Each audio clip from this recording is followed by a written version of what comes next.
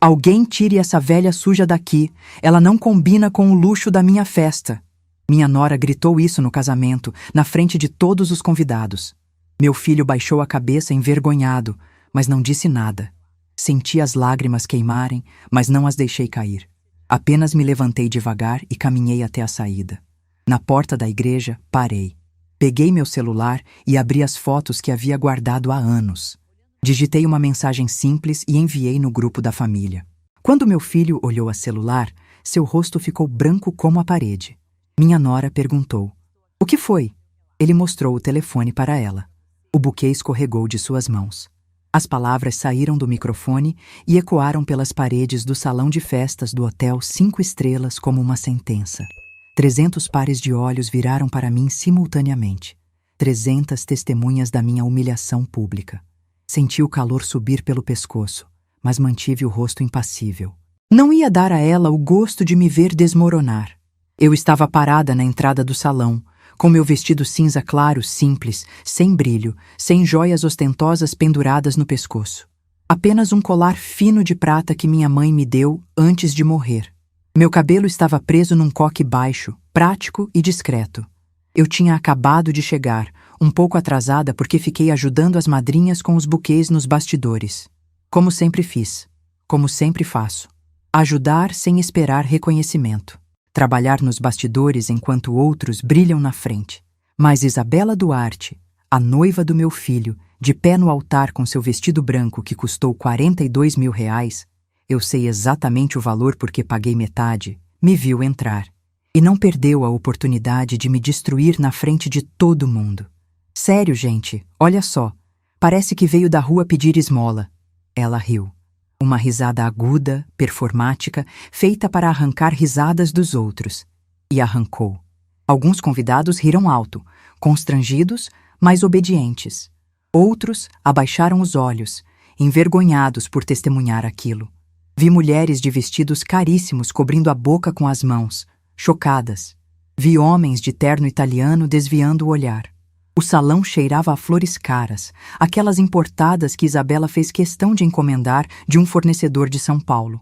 Rosas equatorianas, lírios holandeses, orquídeas tailandesas. R$28 mil em flores. Eu sei porque vi a fatura. Paguei metade. O cheiro enjoativo misturado com os perfumes caros dos convidados me deu náusea. Olhei para o altar. Meu filho Lucas estava ao lado dela, pálido como um defunto, os olhos arregalados de pânico. Ele abriu a boca como se fosse dizer alguma coisa, mas nada saiu. Ficou ali, congelado, patético no terno branco impecável que custou R$12 mil. Metade paga por mim. Ele não me defendeu. Não disse uma palavra. Apenas ficou parado, olhando para mim com aquela expressão de cachorro abandonado, que não sabe se late ou se abaixa a cabeça. À esquerda do altar, nas cadeiras das madrinhas, vi minha filha Júlia se levantar bruscamente. Ela estava vermelha de raiva, os olhos faiscando. Conheci aquele olhar. Era o olhar de quando ela tinha 15 anos e quebrou o nariz de um garoto que me xingou na rua. Júlia sempre foi minha defensora. Sempre foi forte. Mas fiz um gesto discreto com a mão, um movimento pequeno que só ela entendeu. Fica aí, eu resolvo. Ela hesitou, os punhos cerrados, mas obedeceu. Sentou de novo, mas manteve os olhos fixos em mim, alerta, pronta para agir se eu precisasse. Isabela continuou. Ela estava se divertindo agora, alimentada pelas risadas nervosas da plateia. Tipo assim, Lucas, amor, eu sei que você sempre foi bonzinho demais com todo mundo, mas tem limite, né? A gente não pode deixar qualquer pessoa entrar na nossa festa. Tem um padrão a manter. Ela gesticulou para o salão decorado, para os lustres de cristal, para as mesas cobertas com toalhas de linho importado. Isso aqui é sofisticação. Isso aqui é classe. E, bem, algumas pessoas simplesmente não pertencem a esse ambiente. Respirei fundo. O ar entrou gelado nos meus pulmões. Senti o tecido do meu vestido roçar na pele. Um tecido simples de algodão que comprei numa loja de departamento por R$200. Não tinha brilho, não tinha grife, mas era confortável. Era meu. Era quem eu escolhi ser. Não disse nada. Virei nas costas, devagar, com a cabeça erguida. Cada passo que dei em direção à saída ecoou no silêncio constrangido que se instalou depois que as risadas morreram. Ouvi sussurros. Meu Deus, isso é a mãe do noivo. Que absurdo! Como ela teve coragem! Mas não olhei para trás. Saí do salão. O corredor do hotel era silencioso, refrigerado, cheirando a ambientador de lavanda. Meus sapatos baixos, confortáveis, sem salto, faziam um som surdo no carpete grosso. Cheguei na recepção do salão de festas, onde havia um pequeno balcão com uma moça de uniforme responsável pelos presentes e pelas bolsas dos convidados. Minha bolsa, por favor. Minha voz saiu firme. Calma. A moça me entregou a bolsa preta de couro sintético, pequena, prática. Dentro dela estava meu celular. E dentro do meu celular estava a bomba que ia explodir a festa perfeita de Isabela Duarte. Sentei num banco de mármore do lado de fora do salão. Abri a bolsa. Peguei o celular com as mãos firmes. Não tremiam, nem um pouco, porque eu não estava nervosa. Estava furiosa. E fúria, quando bem direcionada, não treme. Fúria constrói. Fúria executa. Desbloqueei o celular. Abri o WhatsApp. Fui direto para o grupo Casamento Lucas e Isabela. Informações.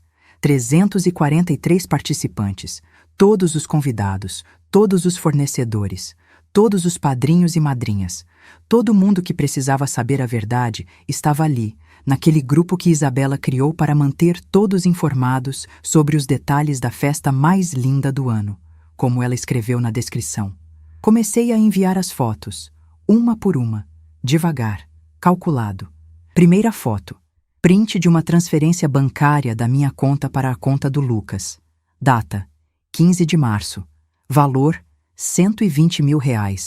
Descrição: pagamento buffet e decoração casamento. Esperei 10 segundos, o suficiente para as primeiras notificações começarem a acender nos celulares dentro do salão. Segunda foto.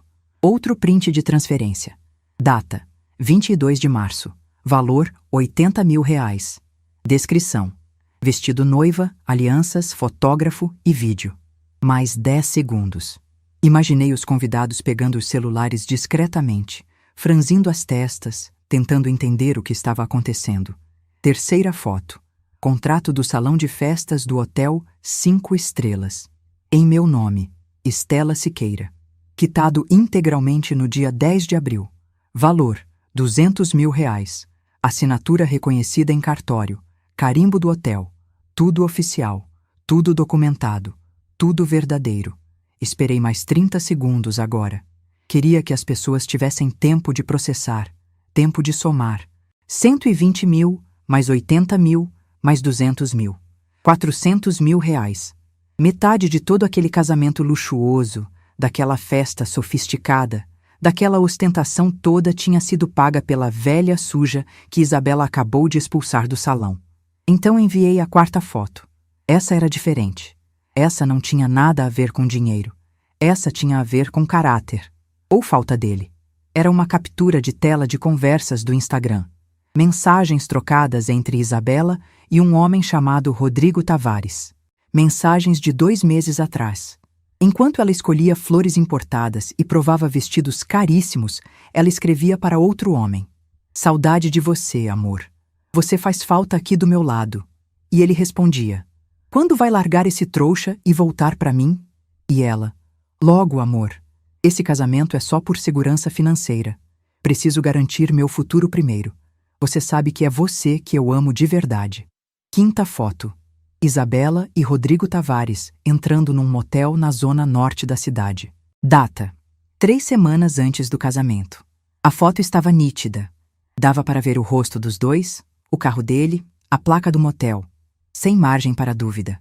Sem espaço para mentira. Essa foto tinha sido tirada por uma investigadora particular que contratei. Custou R$18 mil o trabalho dela. 2 semanas de investigação completa. Valeu cada centavo. Sexta e última foto. Mais prints de conversas. Dessa vez era Isabela falando com uma amiga, rindo da família do Lucas. A mãe dele é uma cafona sem classe. Parece faxineira. Mas o Lucas é manso, fácil de controlar. E ele ganha bem. Vou casar, garantir minha estabilidade e depois vejo o que faço. O Rodrigo vai continuar na minha vida de qualquer jeito, só discretamente. Rele tudo. Conferi os valores. Verifiquei se as fotos estavam claras.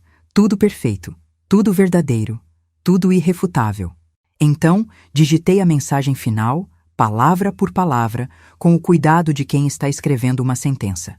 Essa velha suja, que acabou de ser expulsa do salão, pagou R$ 400 mil desse casamento que vocês estão testemunhando. Metade de absolutamente tudo que vocês estão vendo. As flores importadas, o buffet de frutos do mar, a decoração de revista, o vestido da noiva, as alianças de ouro branco, o fotógrafo premiado, o vídeo cinematográfico. Metade. A outra metade foi paga pelos pais da noiva, que também não sabem quem a filha deles realmente é. Eu paguei, achando que estava ajudando meu filho a começar uma vida feliz com uma mulher que o amava. Mas descobri quem ela realmente é. Descobri as mentiras, as traições, os planos. E decidi que vocês, 300 convidados que vieram aqui hoje para testemunhar um juramento de amor eterno, merecem saber a verdade antes de aplaudir uma farsa. Boa festa, se é que ainda vai ter festa depois disso. Com carinho, a velha suja. Estela Siqueira. Cliquei em enviar. Guardei o celular na bolsa. Fechei a bolsa. Respirei fundo. O corredor do hotel continuava silencioso, mas eu sabia que lá dentro o inferno estava começando. Não precisei esperar muito para confirmar. 15 segundos depois, ouvi o primeiro grito. Um grito agudo, histérico, feminino. Isabela. Reconheci a voz. Ela estava vendo as mensagens. Estava vendo a vida perfeita dela desmoronar em tempo real, na frente de 300 pessoas. Então ouvi vozes se sobrepondo. Muitas vozes. Gente falando alto, gente perguntando, gente exclamando chocada. Ouvi o som de cadeiras arrastando, de gente se levantando. Ouvi o microfone cair no chão com um baque surdo que reverberou pelos alto-falantes. Fiquei sentada no banco de mármore, olhando para a parede branca na minha frente. Não senti remorso. Não senti pena. Senti apenas uma calma gelada. A calma de quem fez o que tinha que ser feito. A calma de quem protegeu quem ama, mesmo que isso signifique destruir quem machuca. A porta do salão se escancarou. Lucas saiu correndo, tropeçando nas próprias pernas, o celular tremendo na mão. Mãe! Mãe! Pelo amor de Deus! O que você fez? Ele estava desesperado, suando no terno branco impecável, o cabelo despenteado, os olhos arregalados de pânico. Levantei do banco devagar. Olhei para o meu filho, para o menino que criei sozinha depois que o pai dele me deixou por uma mulher mais nova, para o menino que eu acordava às 5 da manhã para preparar o café antes de sair para trabalhar 14 horas por dia na minha empresa de limpeza, para o menino que eu ensinei a andar, a ler, a ser homem, e que agora estava ali, patético, defendendo a mulher que tinha acabado de me humilhar. Fiz o que você não teve coragem de fazer, Lucas. Minha voz saiu baixa, mas firme. Te salvei de um erro que ia destruir sua vida. Ele caiu sentado no banco ao meu lado, as pernas bambas. Colocou a cabeça entre as mãos. Isso não pode ser verdade. A Isabela não... Ela não faria isso comigo. Ela me ama. Ela disse que me ama. A voz dele estava embargada, infantil, quebrada. Peguei o celular dele da mão. Abri as fotos que enviei no grupo. Mostrei uma por uma, devagar, na cara dele. Ela não te ama, filho. Ela ama o que você representa. Estabilidade, segurança, um homem manso que ela pode controlar. Enquanto você trabalhava feito condenado, fazendo hora extra, juntando dinheiro para dar a ela o casamento dos sonhos dela, ela estava transando com outro homem num motel vagabundo.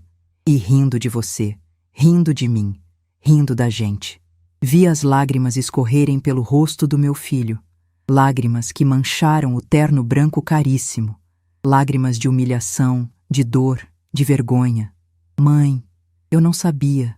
Eu juro por Deus que eu não sabia de nada disso. Eu sei que você não sabia, Lucas. Por isso estou te contando agora, antes que fosse tarde demais. Antes que você assinasse um contrato de casamento com uma mentirosa, uma traidora, uma oportunista que só queria te usar. A porta do salão se abriu de novo. Júlia saiu arrastando Isabela pelo braço. A noiva estava aos gritos, histérica, a maquiagem escorrendo pelo rosto em rios pretos de rímel. Você destruiu minha vida, sua velha louca, invejosa, mal amada. Você fez isso porque tem inveja da minha juventude, da minha beleza. Júlia a soltou com força. Isabela tropeçou, quase caiu, segurou na parede. Minha filha avançou para cima dela, o dedo em riste. Cala essa boca imunda, Isabela. Você destruiu a sua própria vida quando traiu meu irmão. Mentiu para a família dele, gastou o dinheiro da minha mãe e ainda teve a cara de pau de humilhar ela publicamente. Minha mãe só fez mostrar quem você realmente é. Os pais de Isabela saíram em seguida, vermelhos de vergonha e raiva. O pai dela, um homem corpulento de terno caro, veio direto na minha direção. A senhora não tinha o direito de expor minha filha dessa forma. Isso é difamação. Vou processar a senhora por danos morais. Levantei do banco. Olhei ele nos olhos sem piscar. Difamação é quando você mente sobre alguém para prejudicar a reputação da pessoa, Sr. Duarte. Eu não menti. Mostrei fatos. Transferências bancárias verdadeiras. Conversas reais. Fotos datadas. Verdade não é difamação. Verdade é apenas verdade. E verdade, o senhor deveria saber, não é processável. Mas sabe o que é? Adultério durante noivado, com provas documentadas em cartório. Sua filha assinou um contrato pré-nupcial com meu filho, onde a cláusula de infidelidade estava bem clara. Se houvesse traição comprovada antes ou depois do casamento, ela perderia direito a qualquer benefício financeiro, qualquer propriedade conjunta, qualquer pensão, e teria que devolver todos os presentes recebidos dos convidados. Todos. Um por um. Antes de continuar contando o que aconteceu depois, preciso perguntar uma coisa para vocês. Eu fiz certo? Expor a verdade na frente de 300 pessoas, destruir o casamento do meu próprio filho no altar, foi a atitude certa? Ou eu deveria ter deixado ele casar e descobrir sozinho quem ela realmente era? Deixa sua opinião nos comentários. Agora vou contar o que veio depois daquele dia. O silêncio que se seguiu às minhas palavras foi quebrado pelo choro convulsivo da mãe de Isabela. Ela se agarrou ao marido, soluçando. Mas a festa, os convidados, 300 pessoas, o que vamos fazer agora? O que vamos dizer? Júlia cruzou os braços, implacável. Vão avisar que o casamento foi cancelado devido a circunstâncias imprevistas, ou vão ter coragem de contar a verdade. Escolham, mas escolham rápido, porque tem 300 pessoas lá dentro esperando uma explicação. O pai de Isabela me fuzilou com os olhos mais uma vez, mas sabia que estava derrotado. Pegou a filha pelo braço. Ela ainda chorava, ainda gritava, ainda esperneava como criança mimada, e a arrastou para o elevador. A mãe dela nos seguiu, cabisbaixa, destruída. Antes de entrar no elevador, Isabela se virou para mim uma última vez. O rosto estava desfigurado de tanto chorar, a maquiagem cara completamente arruinada. Você vai se arrepender disso, sua bruxa. Vai morrer sozinha e amarga, sem ninguém do seu lado. Olhei para ela com calma. Prefiro morrer sozinha e digna do que viver acompanhada de mentiras, Isabela. E se tem uma coisa que aprendi nesses 64 anos de vida é que solidão não mata. Falsidade mata, traição mata, humilhação mata. E você tentou me matar com as 3 hoje. Só que eu sou mais difícil de matar do que você pensou. As portas do elevador se fecharam. Eles desapareceram. Lucas continuava sentado no banco, destruído, olhando para o nada. Coloquei a mão no ombro dele. Filho, vem comigo. Vamos para casa. Ele levantou como um autômato, os movimentos mecânicos, o olhar vazio. Júlia pegou o outro braço dele. Nós 3 saímos do hotel juntos. O estacionamento estava silencioso. Peguei as chaves do meu Corsa velho, o mesmo que dirijo há 8 anos. Lucas olhou para o carro como se nunca tivesse visto antes. Você veio no Corsa para o meu casamento? A pergunta saiu sem maldade, apenas surpresa. Vim. É o carro que tenho. É o carro que funciona. Não preciso de carro importado para ir a lugar nenhum, filho. Nem para o seu casamento. Destravei as portas. Entra. Dirigimos em silêncio pelos 40 minutos até minha casa no bairro de classe média, onde sempre morei. A mesma casa de 3 quartos que comprei quando Lucas tinha 5 anos e Júlia tinha 3. A mesma casa onde criei meus filhos sozinha. A mesma casa que Isabela visitou apenas 2 vezes em um ano de noivado, porque ficava longe e não tinha nada interessante por lá. Quando chegamos, Lucas saiu do carro cambaleando. Entrou na casa, foi direto para o quarto dele, que mantive intacto mesmo depois que ele saiu, e se trancou lá. Ouvi o som do chuveiro ligando. Ele ficou embaixo da água por 40 minutos. Júlia e eu ficamos na sala. Ela se jogou no sofá velho de tecido marrom, o mesmo que tenho há 15 anos. Mãe, você é uma guerreira, sério. A frieza com que você executou aquilo foi cirúrgica. Ela sorria, mas havia preocupação nos olhos. Como você está? De verdade? Sentei na poltrona ao lado. Estou bem, filha. Estou cansada. Mas estou bem. Não era totalmente verdade. Por dentro, sentia um vazio estranho. A adrenalina estava passando e deixando no lugar uma exaustão profunda. Você sabia há quanto tempo? Júlia perguntou. 2 meses. Desde que você veio aqui naquela noite e me disse que estava desconfiada da Isabela. Lembra? Júlia assentiu. Lembro. Ela estava agindo muito estranho. Sempre no celular. Sempre saindo sozinha, sempre com desculpas esfarrapadas, e o jeito que ela te tratava, mãe, aquilo me deixava doente. Eu via o Lucas ficando quieto, aceitando, e queria sacudir ele. Você me disse que tinha algo errado. Eu confiei no seu instinto. Contratei a Márcia. Márcia era a investigadora particular que uma cliente antiga minha tinha me recomendado anos atrás. Mulher competente, discreta, eficiente. Custou 18 mil reais, mas entregou um dossiê completo em 2 semanas. Fotos, conversas recuperadas, histórico de localizações, tudo. Isabela não foi cuidadosa. Achou que era esperta demais para ser pega. Mas todo mundo comete erros quando se sente confiante demais. Lucas saiu do quarto 1 hora depois, vestindo um moletom velho que ainda estava no armário. Calça de moletom folgada, uma camiseta desbotada. Parecia ter 15 anos de novo. Veio para a cozinha onde eu estava preparando café e esquentando pedaços de bolo de laranja que tinha feito pela manhã. Ironicamente, para levar para a festa depois da cerimônia. Sentamos os 3 à mesa da cozinha. A mesma mesa de fórmica que comprei numa liquidação há 20 anos. Lucas pegou um pedaço de bolo, mas não comeu. Apenas ficou quebrando em pedacinhos com o garfo, olhando para o prato. Mãe, ele disse a voz rouca. Você tentou me avisar, não foi? Olhei para ele. Tentei, filho. 3 vezes. Por que eu não escutei? Ele apertou os olhos, fazendo força para não chorar de novo. Por que eu fui tão idiota? Você não foi idiota. Você estava apaixonado. Amor cega a gente, Lucas. Faz a gente querer acreditar na melhor versão da pessoa, mesmo quando todas as evidências apontam para o contrário. Júlia completou. E a Isabela era boa em manipulação, mano. Ela sabia exatamente o que dizer, como agir, quando recuar. Ela te estudou, te conheceu e usou suas inseguranças contra você. Lucas finalmente comeu um pedaço do bolo. Mastigou devagar. Aqueles 400 mil reais que você gastou, mãe. Como você tinha esse dinheiro? Você sempre viveu tão simples. Sempre disse que dinheiro era curto. Eu sempre achei que eu era pobre. Sorri sem humor. Eu sei, filho. Todo mundo acha. Porque eu dirijo um Corsa velho, moro numa casa sem luxo, uso roupa de loja de departamento. Mas simples não é sinônimo de pobre. E riqueza não precisa ser exibida para existir. Levantei, fui até o meu quarto, voltei com uma pasta. Coloquei na mesa e abri. Dentro havia documentos.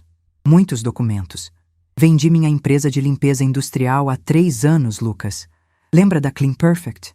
Aquela que comecei sozinha quando você tinha 10 anos, limpando escritórios à noite depois de trabalhar de dia como faxineira? Ele assentiu, surpreso. Lembro, você trabalhava feito louca, nunca dormia. Pois é, aquela empresa cresceu. Muito. Consegui contratos com prédios comerciais, hospitais, shoppings. Montei equipe, comprei equipamentos, profissionalizei tudo.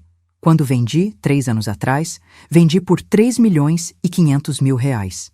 O silêncio que caiu sobre a cozinha foi absoluto. Lucas me olhou como se estivesse vendo um fantasma. Júlia, que já sabia disso, ficou quieta.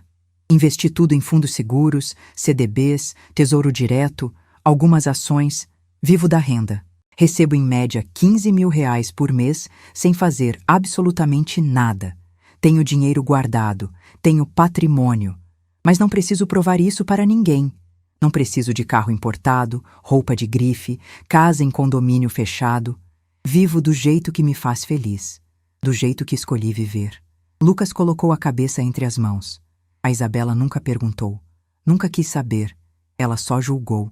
Me fez acreditar que você era pobre, sem classe, constrangedora. Completei para ele. Eu sei o que ela achava de mim, Lucas. Sei porque ouvi, várias vezes. Nas reuniões de família que ela organizava e onde eu era tratada como empregada. Lembra? Ela me pedia para buscar gelo, para arrumar a mesa, para servir bebida, na frente dos amigos dela, e você ficava quieto. Ele fechou os olhos, envergonhado. Eu achava que era só jeito dela, que ela estava tentando te incluir. Ela dizia que você era tímida, que precisava de tarefa para se sentir útil. Eu acreditei. Deus, como eu fui cego. Júlia bateu a mão na mesa. Ela te manipulou, Lucas. Sistematicamente. Fez você duvidar do seu próprio julgamento, da sua família, da sua mãe. Isso tem nome. Chama gaslighting. E você caiu porque ela era boa nisso. Ficamos em silêncio por um tempo. Tomamos café, comemos bolo.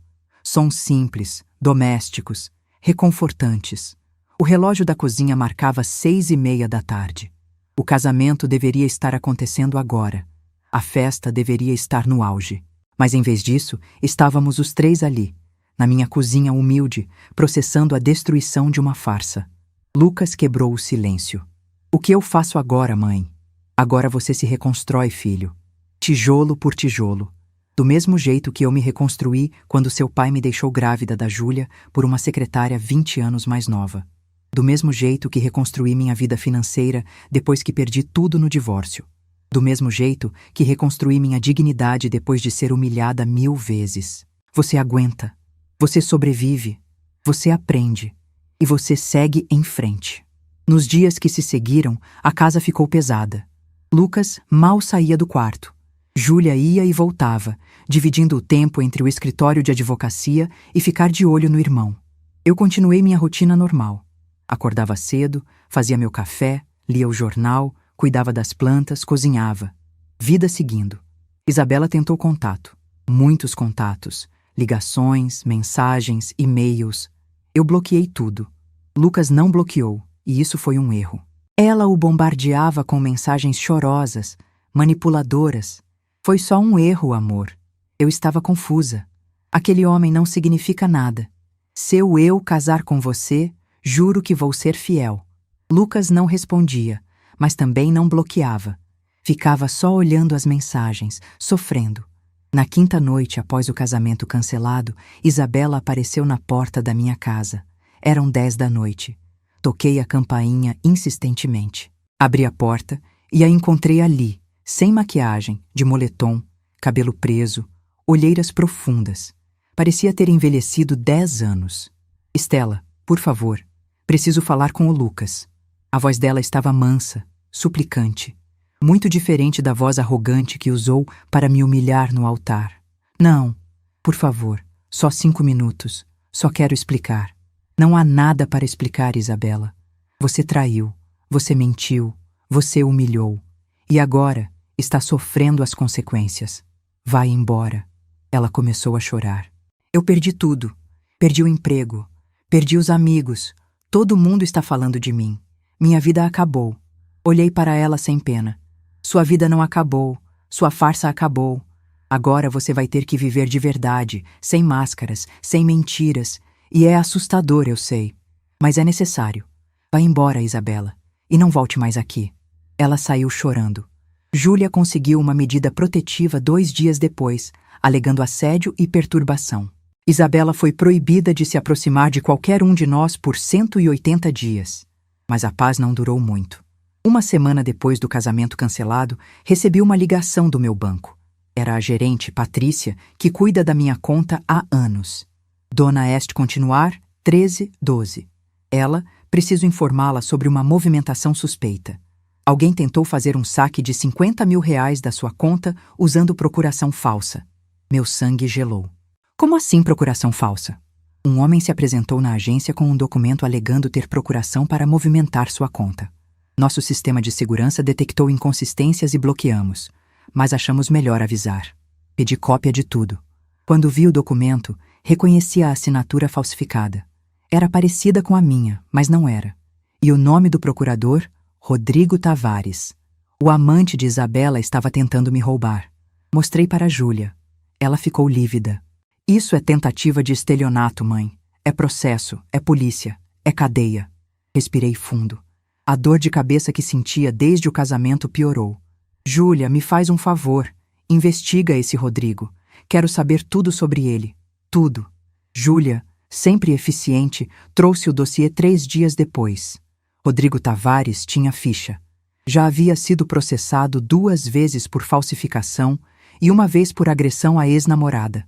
Estava desempregado, com dívidas de 120 mil reais, morando com a mãe. E, detalhe importante, Isabela estava morando com ele agora.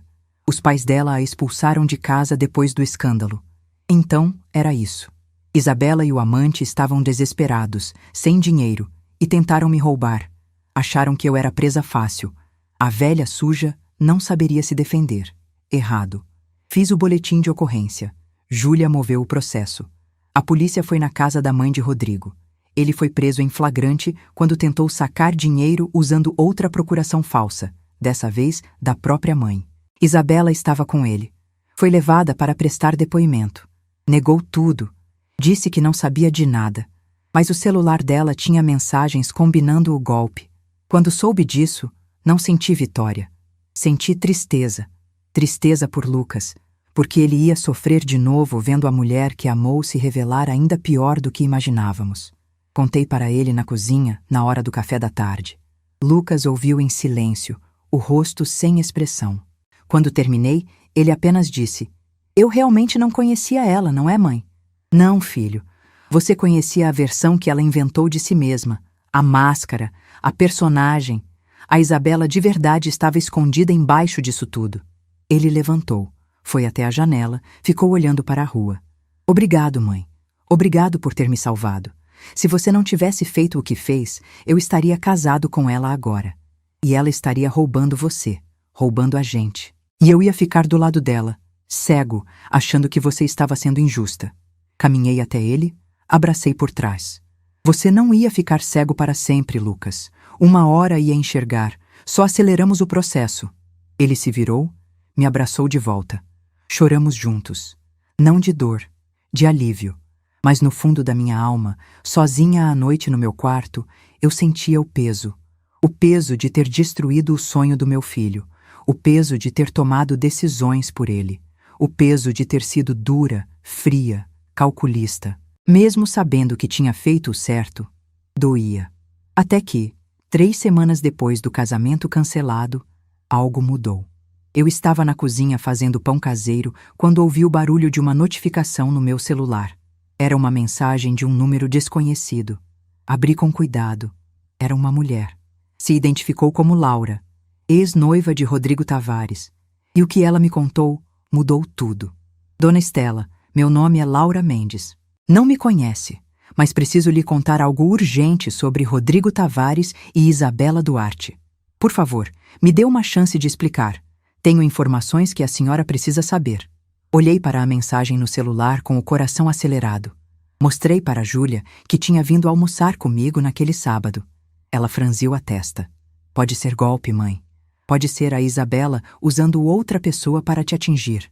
Ou pode ser alguém com informações reais. Vou responder." Escrevi: "Quem é você e como conseguiu meu número?" A resposta veio rápida. "Fui noiva do Rodrigo há 2 anos. Terminamos quando descobri que ele me traía e me roubava. Vi seu nome nos noticiários sobre o escândalo do casamento. Procurei você porque sei que ele e a Isabela estão planejando algo contra a senhora. Algo pior do que tentativa de saque. Posso te encontrar pessoalmente? Tenho provas." Júlia pegou meu celular, leu a mensagem. "Isso está estranho demais. Não vai encontrar essa mulher sozinha, mãe. Vou com você." Marcamos em uma cafeteria pública no centro da cidade, num shopping movimentado. 2 dias depois, às 3 da tarde, estávamos sentadas numa mesa de canto esperando quando uma mulher de aproximadamente 35 anos se aproximou. Magra, cabelo curto castanho, roupa simples, aparência cansada. Dona Estela? Ela perguntou hesitante. Sim, e essa é minha filha Júlia, advogada. Laura sentou, pediu um café, esperou a garçonete se afastar. Então abriu uma pasta que trazia na bolsa. Obrigada por me receber. Sei que deve estar desconfiada, mas tudo que vou contar é verdade e tenho como provar. Júlia cruzou os braços. Estamos ouvindo. Laura respirou fundo. Namorei o Rodrigo por 3 anos. Fiquei noiva dele. Ia casar. Mas 6 meses antes do casamento, comecei a notar coisas estranhas. Dinheiro sumindo da minha conta. Pequenos valores no começo. R$ 500 aqui, 800 ali. Achei que era erro do banco, mas foram aumentando. Até que um dia, R$ 5.000 desapareceram. Ela colocou papéis na mesa. Extratos bancários antigos. Fui ao banco. Descobri que alguém tinha feito saques usando meu cartão e minha senha. Senha que só eu e o Rodrigo sabíamos porque ele sempre pegava dinheiro para mim quando eu estava trabalhando. Júlia examinou os documentos. Você o confrontou? Confrontei. Ele negou. Disse que eu estava louca, paranoica. Me convenceu que era erro do sistema. Até trocou minha senha, dizendo que ia me proteger. Mas os saques continuaram. Agora ele tinha acesso à nova senha também. Burra, né? Confiava nele cegamente. Laura pegou outro papel. Então contratei um detetive particular e descobri que o Rodrigo tinha um esquema. Ele se relacionava com mulheres que tinham dinheiro, ganhava a confiança delas, aprendia senhas, tinha acesso a documentos e roubava, aos pouquinhos. Mas roubava. Quando a mulher desconfiava, ele já tinha tirado uma quantia boa e terminava o relacionamento alegando que ela era controladora ou ciumenta. Senti um arrepio. Quantas mulheres? Que eu consegui rastrear? 5 além de mim. Todas perderam dinheiro. Nenhuma processou porque ele era esperto. Nunca tirava o suficiente para valer um processo caro. 10.000 aqui, 15.000 ali. As mulheres preferiam engolir o prejuízo e seguir em frente. Júlia estava fazendo anotações. E a Isabela? Como ela entra nisso? Laura suspirou. A Isabela é diferente das outras. Ela não é vítima. Ela é parceira. Eles se conheceram há 3 anos num aplicativo de relacionamento. Descobri isso depois que terminei com ele e fiquei obcecada em entender quem ele realmente era. Hackeei o e-mail dele. Ela sorriu sem humor. Ilegal, eu sei, mas precisava de respostas. Ela colocou mais papéis na mesa, prints de e-mails antigos. Eles planejam golpes juntos. O Rodrigo encontra a vítima, geralmente homens com dinheiro. A Isabela seduz, namora, fica noiva. Enquanto isso, os dois continuam se vendo escondido. Quando chega perto do casamento, eles planejam como esvaziar as contas do noivo e sumir juntos. Meu estômago embrulhou. Lucas, seu filho era o alvo perfeito. A Isabela o pesquisou antes de esbarrar nele naquele evento de tecnologia onde se conheceram. Ela sabia que ele era analista de sistemas bem remunerado, sabia que tinha família, achou que tinha patrimônio para extrair. O plano deles era casar, esperar alguns meses, ir transferindo dinheiro aos poucos e, quando chegasse em um valor bom, forjar uma viagem de trabalho e sumir. Mas aí a senhora apareceu com aqueles R$ 400.000. Júlia ficou lívida. Eles estavam planejando roubar meu irmão e minha mãe desde o começo. Sim, mas a Isabela cometeu um erro. Ela é arrogante. Achou que sua mãe era pobre mesmo, sem recursos, sem poder. Humilhou a senhora publicamente, achando que não teria consequências. E quando tudo ruiu, quando o casamento foi cancelado, eles ficaram desesperados. Tinham investido tempo, tinham perdido dinheiro com preparativos que os pais da Isabela pagaram, ficaram expostos. E decidiram tentar um golpe mais direto. A tentativa de saque falso da minha conta. Exatamente. Mas não foi a primeira tentativa, e não será a última. Laura colocou o último documento na mesa. Ontem hackeei o celular da Isabela de novo. Sim, ainda estou monitorando eles. Porque eles me devem R$ 53.000 que nunca vou recuperar. Então, pelo menos vou me vingar impedindo que roubem outras pessoas. E encontrei isso. Era um print de conversas entre Isabela e Rodrigo de 2 dias atrás. Isabela. A velha é mais esperta do que pensei. Bloqueou tudo. Não consigo acesso a nada. Rodrigo. E o filho? Isabela. O Lucas está destruído. Vulnerável. Podemos usar isso. Rodrigo. Como? Isabela. Finjo arrependimento. Volto para ele. Caso de verdade dessa vez. Em 6 meses, tenho acesso às contas. E da velha também, porque ele vai querer me reconciliar com a família. Aí sim, a gente esvazia tudo e vaza. Rodrigo. E se não funcionar? Isabela. Tem o plano B. A velha é sozinha, mora numa casa sem segurança. A gente arruma alguém para dar um susto nela, pegar documentos, senhas. Tem gente que faz isso por 5 mil. Senti o sangue gelar nas veias. Júlia leu e ficou em pé, furiosa. Eles estão planejando assaltar você, mãe. Planejando te machucar. Laura assentiu. Por isso vim até vocês. Não quero que façam com a senhora o que fizeram comigo. E pior, porque dessa vez eles estão desesperados. E gente desesperada é perigosa. Olhei para todos aqueles papéis espalhados na mesa. Extratos, prints, e-mails, conversas, provas concretas de um esquema criminoso que quase destruiu minha família. E que ainda podia nos destruir se não agíssemos rápido. Laura, posso ficar com esses documentos? Perguntei. Pode. Trouxe cópias autenticadas de tudo que é legal. O resto... Bem, uso como quiser, mas não menciona como conseguiu, certo? Hackeamento é processo. Júlia pegou os papéis e guardou na bolsa. Vou direto para a delegacia. Isso muda tudo. Não é mais tentativa de estelionato isolada. É associação criminosa, formação de quadrilha, planejamento de roubo qualificado. Com essas provas, prendem os 2. Laura sorriu pela primeira vez. Ótimo. Mas tem mais uma coisa. Descobri onde eles guardam o dinheiro roubado das outras vítimas. Não gastaram tudo. Tem conta offshore nas Ilhas Cayman. Pequena, uns 200 mil dólares. Mas é dinheiro sujo de várias pessoas. Se conseguirem provar origem ilícita, congelam e distribuem de volta para as vítimas. Júlia anotou tudo. Você vai testemunhar? Vou, com prazer. Já devia ter denunciado há 2 anos, mas tinha vergonha, medo, achava que ninguém ia acreditar. Agora não tenho mais nada a perder e quero ver eles presos. Nos despedimos de Laura depois de tomar café e conversar por mais 1 hora. Ela nos deu o contato de outras 2 vítimas do Rodrigo que talvez quisessem testemunhar também. Quando saímos da cafeteria, Júlia e eu fomos direto para a delegacia especializada em crimes patrimoniais. O delegado, um homem sério de uns 50 anos, nos recebeu e ouviu tudo. Examinou os documentos. Ouviu as gravações que Laura tinha deixado num pendrive. Ficou em silêncio por 1 minuto inteiro depois que terminamos. Então disse: essa quadrilha opera há pelo menos 4 anos. Vocês trouxeram material suficiente para abrir investigação completa. Vou pedir mandados de busca e apreensão, quebra de sigilo bancário, monitoramento. Em 72 horas, tenho autorização judicial para agir. Júlia inclinou para a frente. Eles estão planejando um assalto à minha mãe. 72 horas pode ser tarde demais. O delegado pegou o telefone.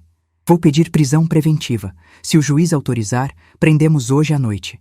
Mas preciso que a senhora... Ele olhou para mim. Fique em local seguro até resolvermos isso. Não fiquei em local seguro. Fiquei na minha casa. Mas Júlia contratou segurança particular. 2 homens armados ficaram fazendo ronda 24 horas. Lucas, quando soube de tudo, ficou branco como papel. Trancou-se no quarto por horas. Quando saiu, os olhos estavam vermelhos de tanto chorar. Ela ia voltar para mim só para me roubar de novo. E ia te machucar, mãe. Deus, ela ia te machucar. Ele estava tremendo. Abracei meu filho. Mas não vai, Lucas, porque descobrimos antes. Porque agimos. Porque não somos vítimas fáceis. Naquela noite, às 11h23, a polícia invadiu a casa da mãe do Rodrigo, onde os 2 estavam morando. Prenderam ambos em flagrante de posse de documentos falsos. Tinham várias identidades falsas, passaportes, CPFs. Encontraram também um caderno com lista de alvos, 12 nomes de homens com anotações sobre patrimônio, rotina e vulnerabilidades. O nome de Lucas estava lá. E o meu também. Ao lado do meu nome, Rodrigo tinha anotado: Viúva, mora sozinha, sem segurança, tem pelo menos 3 milhões investidos segundo pesquisa. Alvo principal: usar filho para acesso ou partir para intimidação física. Quando Júlia me mostrou a foto dessa anotação, senti algo que não sentia há muito tempo. Medo. Medo real de que podiam ter me machucado. De que o plano deles podia ter funcionado se Laura não tivesse aparecido. Mas o medo durou pouco, porque logo em seguida veio a raiva. E a raiva virou determinação. Isabela e Rodrigo ficaram presos preventivamente durante a investigação. Júlia usou todos os seus contatos no judiciário para garantir que a prisão fosse mantida. Risco de fuga, antecedentes, planejamento de crime violento, ela argumentou. E funcionou. Durante 2 semanas, ficamos em paz relativa. Lucas começou terapia intensiva. Eu retomei minha rotina, mas agora com segurança reforçada. Júlia trabalhava no caso, compilando provas, contatando outras vítimas, construindo um processo sólido. Mas eu queria mais do que processo. Queria confronto. Usei meus contatos e, acredite, quando você tem 3,5 milhões no banco, você tem contatos para conseguir autorização de visita aos presos. Alegou que queria tentar um acordo extrajudicial para recuperar o dinheiro da tentativa de golpe. O advogado deles, um criminalista barato que aceitou o caso porque os pais da Isabela conseguiram juntar 20 mil reais, achou ótima ideia. Achou que eu ia oferecer dinheiro para eles não processarem por danos morais. Idiota! A visita foi marcada para uma quinta-feira, 3 semanas depois da prisão. Júlia me acompanhou, obviamente. Entramos na sala de visitas da cadeia pública, um lugar deprimente, parede cinza, cheiro de mofo e desinfetante barato, barulho de grades abrindo e fechando. Sentamos numa mesa de metal. Esperamos. Isabela entrou primeiro, algemada, escoltada por uma agente penitenciária. Ela estava irreconhecível. Cabelo desgrenhado, sem maquiagem, uniforme laranja de presidiária, olheiras profundas, magra demais. Quando me viu, os olhos dela brilharam com algo entre ódio e desespero. Você. A palavra saiu como veneno. Você fez isso comigo. Destruiu minha vida. Olhei para ela sem piscar. Senta. Ela sentou na cadeira do outro lado da mesa, ainda algemada. A agente ficou perto da porta, observando. Isabela, comecei, a voz calma. Vim aqui porque acho que merecemos uma conversa. Uma conversa honesta, pela primeira vez desde que nos conhecemos. Ela riu. Um riso amargo, quebrado. Honesta? Você quer honestidade agora? Depois de me expor para 300 pessoas, depois de destruir meu casamento, depois de me colocar na cadeia? Júlia se inclinou para a frente. Você se colocou na cadeia quando decidiu planejar um assalto à minha mãe. Quando decidiu fazer dela um alvo. As gravações estão todas com a polícia. Seus planos, suas conversas com o Rodrigo, tudo. A cor sumiu do rosto de Isabela. Que gravações? Tirei meu celular, coloquei na mesa, apertei play.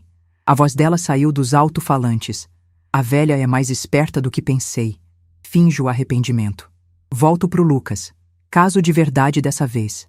Em 6 meses, tenho acesso às contas. Pausei. Quer ouvir mais? Isabela começou a chorar. Lágrimas verdadeiras dessa vez. De onde você tirou isso? De alguém que você e seu namorado machucaram antes.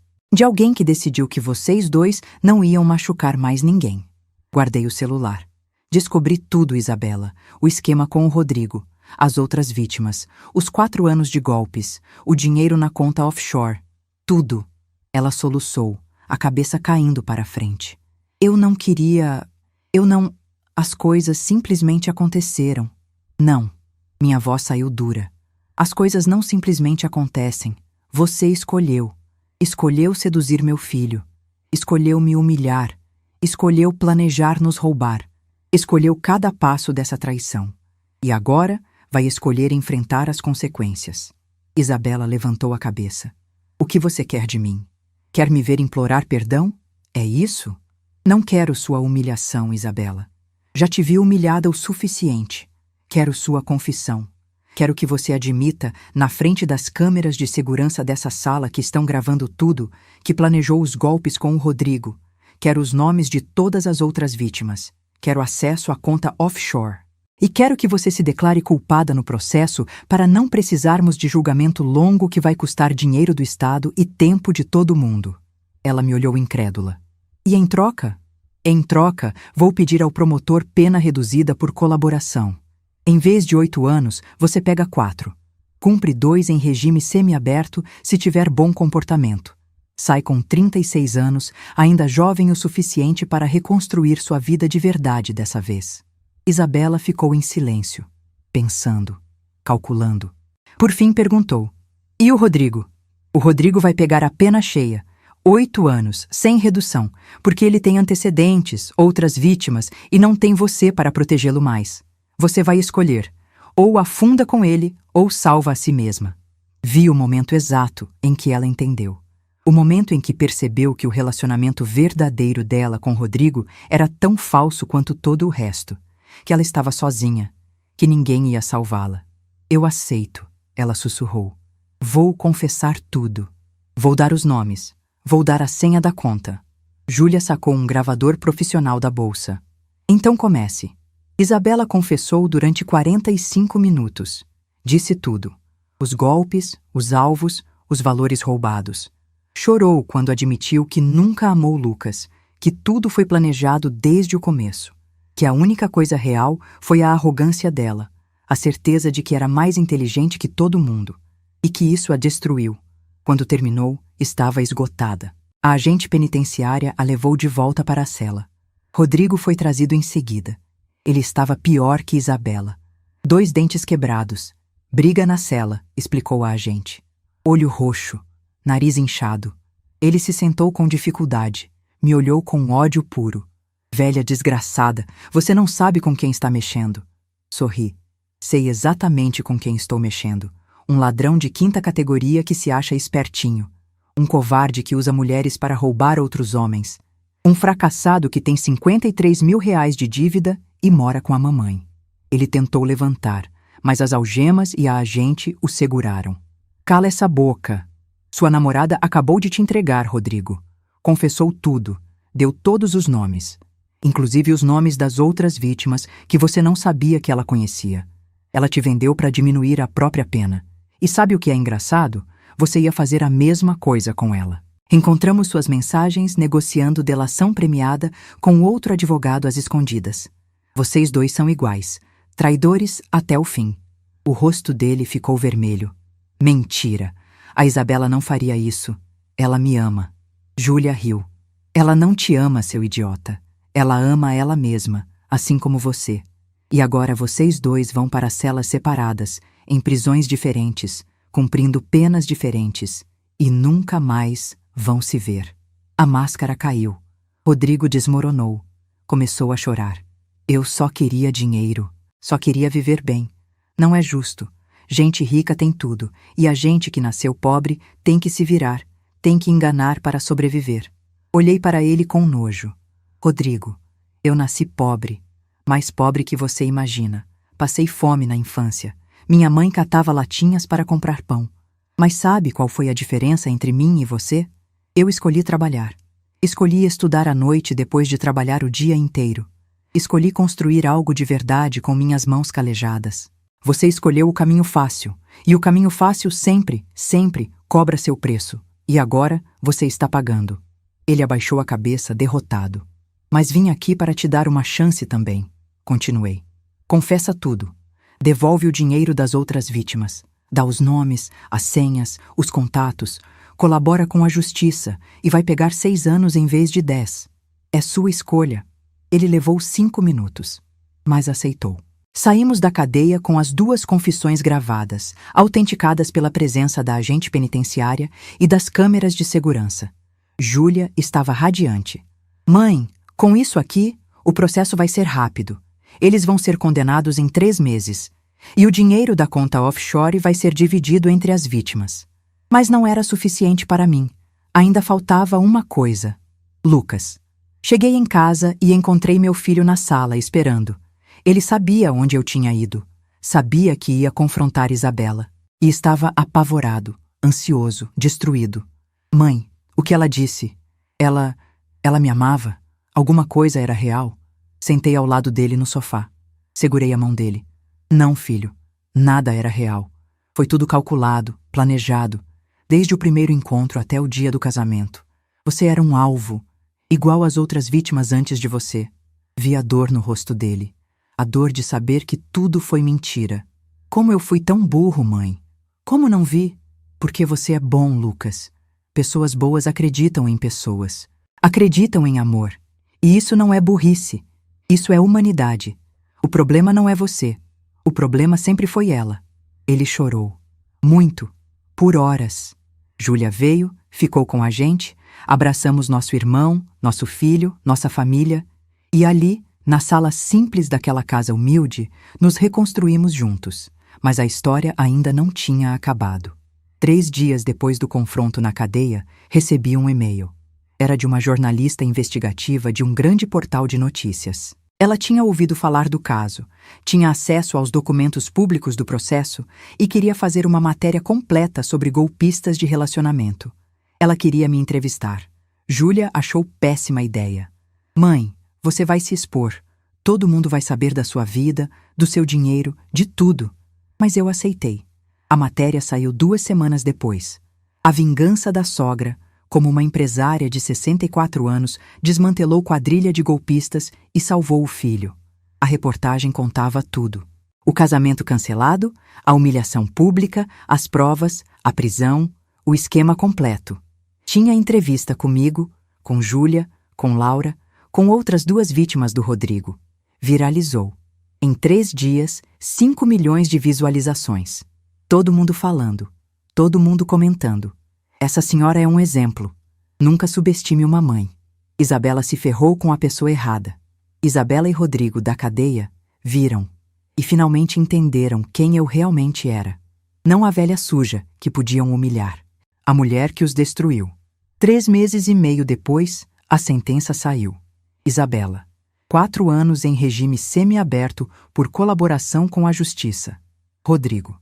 7 anos em regime fechado, mais 2 anos adicionais quando descobriram que ele tinha outra vítima não declarada.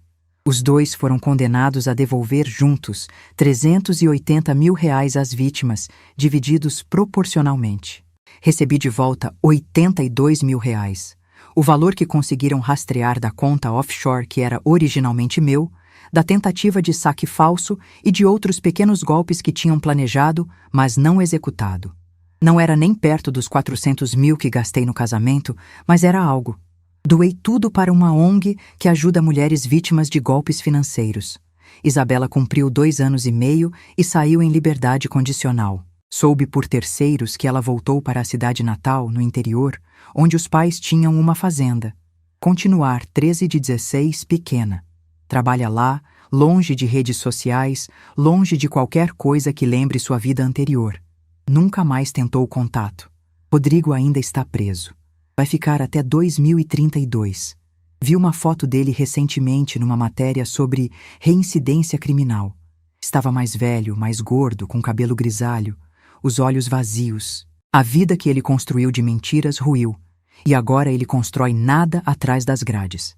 Lucas levou 1 ano e meio para se recuperar completamente. Terapia 3 vezes por semana, medicação para a ansiedade nos primeiros meses, muito tempo com a família. Mas se recuperou.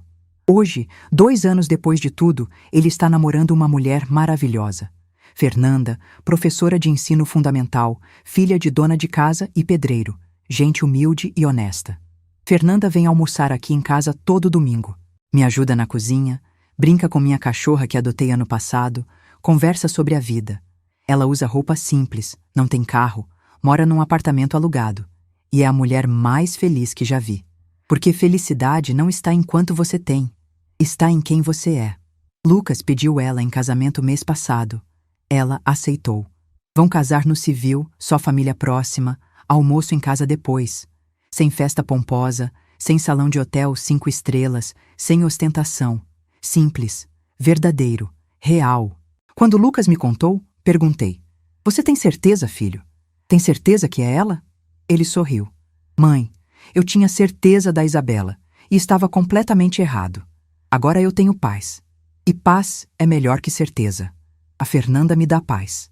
Júlia continua sendo a advogada brilhante que sempre foi, mas agora se especializou em casos de golpes financeiros e violência patrimonial. Usa nossa história como exemplo em palestras, ajuda outras vítimas a se defenderem. Transformou nossa dor em propósito.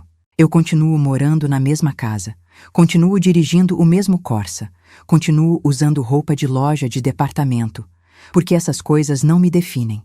O que me define é a dignidade que mantive quando tentaram me tirar, a força que tive quando precisei proteger quem amo, a frieza que usei para destruir quem tentou nos destruir. Os 3,5 milhões continuam rendendo, 15 mil por mês. Vivo bem, ajudo meus filhos quando precisam, viajo de vez em quando, mas luxo nunca foi minha praia. Prefiro a paz da minha cozinha, o cheiro de café fresco pela manhã, o barulho da chuva no telhado. Uma semana atrás, encontrei por acaso a mãe de Isabela no supermercado. Ela me viu e desviou o olhar envergonhada. Mas eu me aproximei. Dona Marisa. Ela se virou, os olhos cheios de lágrimas. Dona Estela, eu sinto muito. Muito mesmo. Pela minha filha, pelo que ela fez, por tudo. Olhei para aquela mulher quebrada, envelhecida pela vergonha de ter criado uma filha criminosa. Dona Marisa, a senhora não tem culpa de quem sua filha escolheu ser. A senhora a criou, mas ela fez as escolhas dela, e agora paga por elas. A senhora não precisa pagar também. Ela chorou ali mesmo, no corredor de cereais do supermercado. Abracei ela, porque dor de mãe eu entendo. E mesmo sendo mãe da pessoa que tentou destruir minha família, ela ainda era uma mãe sofrendo. Hoje, sentada aqui na minha varanda, vendo o sol se pôr, pensando em tudo que aconteceu, não sinto raiva. Não sinto vitória. Sinto apenas gratidão. Gratidão por ter tido coragem de agir. Gratidão por ter salvado meu filho de um casamento que o destruiria. Gratidão por ter descoberto a verdade antes que fosse tarde demais. E aprendi que vingança não precisa ser gritada. Não precisa ser violenta. Às vezes, a melhor vingança é simplesmente mostrar a verdade. Deixar que a luz exponha a podridão. E assistir enquanto as mentiras desmoronam sozinhas. Isabela me chamou de velha suja. Quis me humilhar. Quis me apagar. Mas acabou se apagando sozinha. Porque dignidade não envelhece. Dignidade não suja. Dignidade não desaparece quando alguém tenta te diminuir. Dignidade permanece. Sempre. E quem tem dignidade nunca está realmente sozinho. Tem a si mesmo. E isso, descobri, é mais que suficiente. Se essa história te tocou, compartilha com alguém que precisa ouvir. E se você já viveu algo parecido, saiba que não está sozinho. Tem muita gente por aí que também já foi subestimado e provou que era mais forte do que aparentava. Deixa um comentário contando sua história. E não esquece de se inscrever no canal e clicar na próxima história que está passando agora na sua tela. Até a próxima!